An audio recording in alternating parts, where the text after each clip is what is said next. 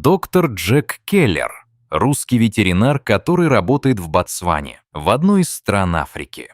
Он проводит свои дни, помогая диким животным в одном из самых суровых мест на Земле, недалеко от центрального заповедника Калахари. Это место похоже на огромную пустыню, где выживают очень немногие существа. Каждый день Джек едет на своем старом пикапе по горячему песку и сухим кустарникам. Он везет лекарства и инструменты, чтобы помочь больным и раненым животным.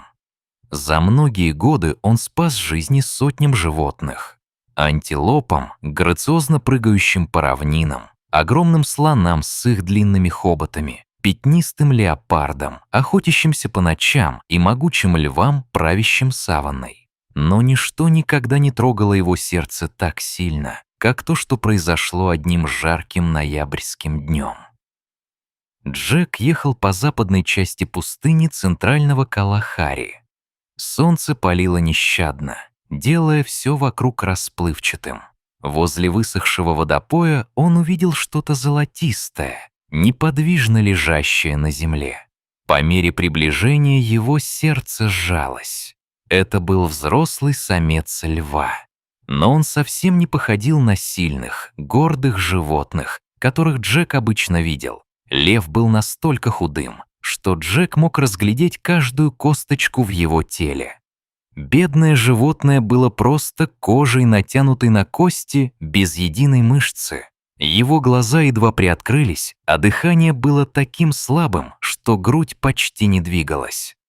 Джек осторожно вышел из своего грузовика и медленно подошел к умирающему льву. Он подумал, что животное, возможно, уже мертво. Но когда он осторожно коснулся плеча льва, тот лишь слегка приоткрыл глаза. Это были не свирепые, страшные глаза дикого хищника. Вместо этого они были печальными, умоляющими глазами живого существа, которое просило о помощи. Лев, казалось, говорил: «Пожалуйста, не дай мне умереть». Сердце Джека разрывалось, когда он смотрел в эти отчаянные глаза. Он тут же сфотографировал льва на телефон и попытался отправить снимок в Центр спасения животных. Но в этом отдаленном месте не было сигнала связи. Джек был совершенно один посреди ничейной пустыни с умирающим львом. Большинство людей сдались бы и уехали, подумав, что ничего не могут сделать. Но Джек был другим. Он снова посмотрел на льва и пообещал себе, он не оставит это прекрасное создание. Даже если был лишь крошечный шанс спасти жизнь льва, он попробует все возможное. С этого момента началась удивительная дружба между человеком и диким львом. Джек быстро открыл свою аптечку скорой помощи, вытащил тонкую иглу и пакет с физраствором. Очень осторожно он нашел вену на передней лапе льва и ввел иглу. Капля за каплей он медленно вводил льву жидкости, в которых его тело отчаянно нуждалось. Затем он дал льву небольшие дозы антибиотиков для борьбы с инфекцией и обезболивающее, чтобы облегчить его страдания. Наконец, он накрыл худое тело льва специальным одеялом, чтобы согреть его. Когда солнце начало садиться и наступила темнота, Джек принял еще одно важное решение. Он не оставит льва одного на ночь. Джек включил фары своего грузовика, чтобы осветить местность, и сел прямо рядом со львом. Всю долгую холодную ночь он бодрствовал, наблюдая за своим новым пациентом. Лев не сопротивлялся и не пытался убежать. Он просто лежал, медленно и тяжело дыша, словно ветер, дующий по песчаным дюнам. Иногда лев немного шевелился, показывая Джеку, что он еще жив.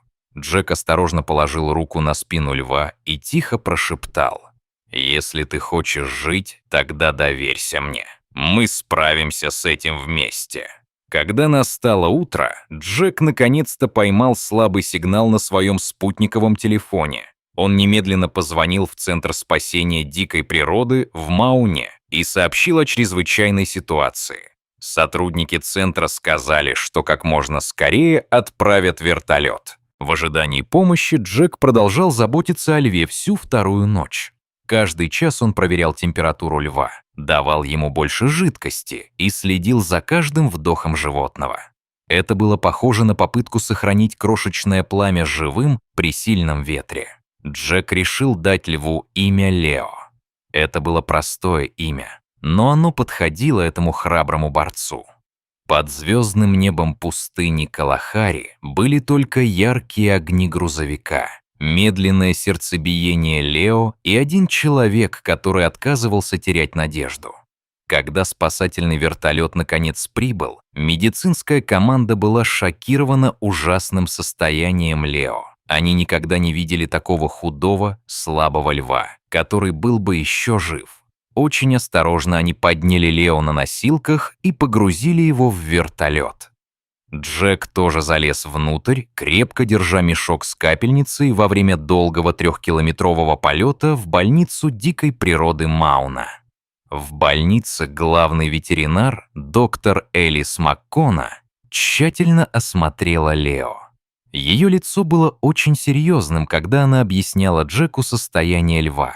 Она сказала, что задние лапы Лео полностью потеряли чувствительность и движение. Его позвоночник был сильно поврежден. Мышцы атрофировались от бездействия, а внутренние органы давали сбой. «Даже если Лео выживет, — сказала она, — он никогда не сможет снова ходить, и уж тем более охотиться за едой, как обычный лев». Доктор МакКона подумала, что было бы милосерднее усыпить Лео и прекратить его страдания, но Джек наотрез отказался сдаваться. Он умолял врачей дать льву еще один шанс. Он убедил их провести сложную операцию на позвоночнике Лео, чтобы попытаться снять давление со спинного мозга. Операция длилась 8 долгих часов. Команда врачей работала осторожно, чтобы спасти жизнь Лео. После операции Лео был переведен в отделение интенсивной терапии, где он продолжал получать питание через трубки и мощные лекарства для борьбы с инфекцией. Джек взял целый месяц отпуска от своей обычной работы, чтобы круглосуточно оставаться с Лео. Он никогда не покидал больницу, даже на несколько минут. Спал на маленькой раскладной кровати прямо за клеткой льва. 3 раза в день Джек кормил Лео с рук, давая ему маленькие ложечки мяса, смешанного со специальными питательными веществами и электролитами. В течение 3 долгих недель Лео вообще не мог двигаться, но его сердцебиение становилось сильнее, а дыхание — более регулярным. Затем однажды утром произошло нечто волшебное. Доктор МакКона вошла в комнату Лео и вдруг начала плакать от радости.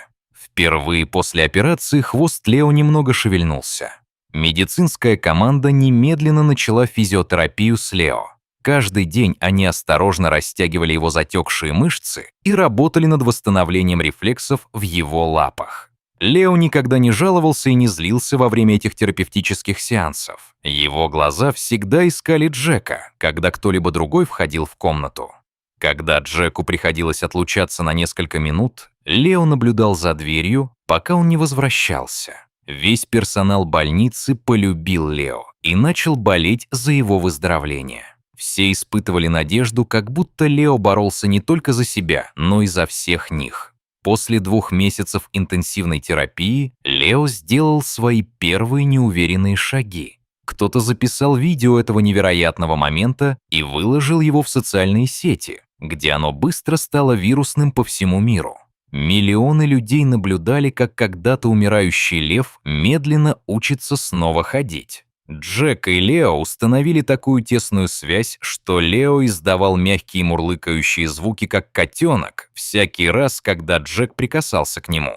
Хотя Лео был огромным диким львом, он был с Джеком нежнее, чем домашний кот. Во время сеансов восстановления Лео всегда был терпелив и покладист. Джек рассказывал ему истории, включал тихую музыку и даже оставлял включенный диктофон, когда нужно было отлучиться, чтобы Лео не чувствовал себя одиноким.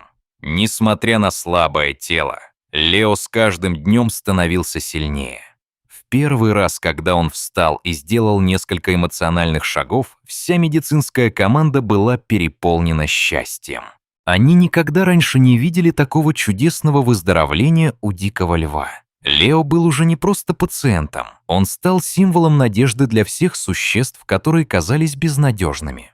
Однажды ранним утром Лео самостоятельно вышел из своей клетки, осторожно схватил зубами рубашку Джека, затем повернулся и пошел к двери. Джек последовал за ним, любопытный узнать, куда Лео хочет идти. Лео вел его через почти 3 километра сухих и колючих кустов. Джек не знал, что Лео планировал, но полностью доверял своему другу-льву. Наконец, Лео остановился на открытой поляне, где отдыхала группа львиц со своими детенышами. Сначала львицы были осторожны и готовы были защищать своих детенышей. Но когда они увидели Лео, произошло нечто удивительное. Казалось, они узнали его и приветствовали его возвращение. Лео издал мягкий, успокаивающий звук, как будто говоря: «Этот человек мой друг, а не враг». Джек стоял в нескольких метрах, глубоко тронутый этой невероятной сценой, которая казалась чем-то из сказки. Лео не просто возвращался в дикую природу, он знакомил Джека со своей настоящей семьей. Это был священный момент, когда человеку было позволено войти в личный мир львов. Джек был настолько переполнен эмоциями, что заплакал прямо там посреди африканской дикой природы. Не было слов, чтобы описать то, что он чувствовал. Вернувшись в больницу, Джек немедленно связался с международными природоохранными организациями и управлением дикой природы Ботсваны. Он предложил создать экстренную программу спасения львов в регионе Супер-Калахари в условиях засухи. Были установлены водовозы и водопои по всей травянистой местности, где часто передвигались львы. Джек регулярно возвращался с Лео, чтобы убедиться, что все источники воды работают правильно. В жаркий сезон львицы и львята без всякого страха пили воду, словно понимали, что люди пришли им на помощь. Лео стал живым мостом между двумя мирами – миром диких животных и миром человеческих усилий по сохранению природы. Он свободно и без колебаний ходил между львиным прайдом и сотрудниками природоохранных организаций. Фотографии и видео Лео распространились по знаменитым каналам по сохранению дикой природы во всем мире.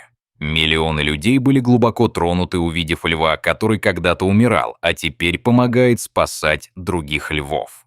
Ботсвана стала центром глобальной кампании по сохранению природы, а Лео – ее живым символом. Джек чувствовал, что Лео не только вернулся к жизни, но и принес новую надежду всей популяции львов Калахари. Лео регулярно осматривали ветеринары до конца его жизни. Он свободно жил на охраняемой территории в безопасности от угрозы охотников. Джек продолжал часто навещать его, совершая долгие прогулки с Лео по пыльным дорогам саванны. В 2019 году Лео однажды утром не проснулся. Его нашли мирно лежащим посреди золотистой травы, словно он просто спал. Джек обнял его в последний раз, тихо шепча, как в тот самый первый день их встречи в пустыне. Лео был похоронен около того места, где Джек впервые нашел его. Там был установлен надгробный камень со словами «Мы доверяли друг другу». На поминальной службе присутствовали представители природоохранных организаций со всего мира.